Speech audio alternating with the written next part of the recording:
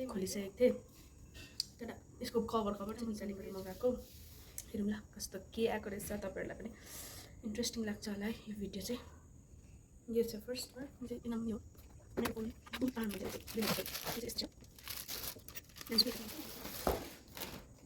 यस्तो टक्कै यहाँ यसरी लाउनुपर्छ। अन्त चाहिँ कहाँ अड्काएर आएको चाहिँ यो छ।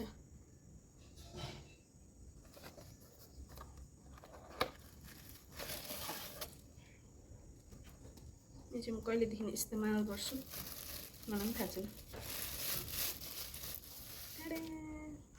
यस्तो छ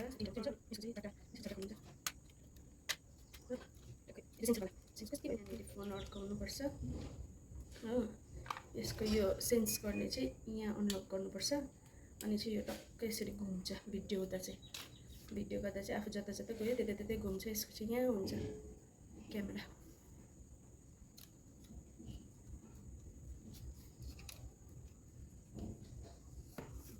टक्कै यसरी खोलिन्छ, लामो हुन्छ यो,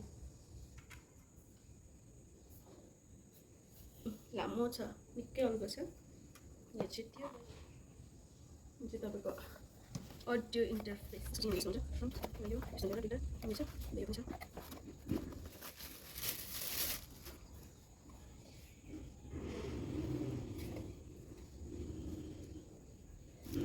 चाहिँ चलाएको बेलामै देखाउनु मिल्छ। अहिले त जस्ट अनबक्सिङ मात्रै गरेको।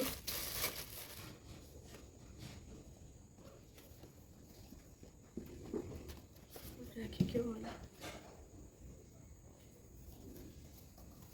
यसको यो छ एउटा चाहिँ पोइन्ट छ, एउटा चाहिँ यो हुन्छ माइकको।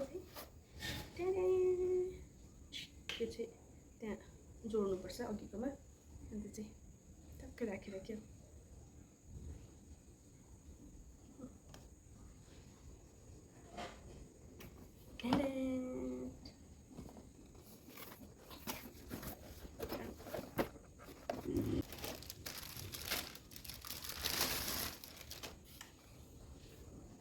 यो चाहिँ ब्याकग्राउन्ड म्युजिकको लागि टिङ टिङ टिङ टिङ टिङ। यो चाहिँ चलाएको बेलामा देखाउँछु यिनीहरू।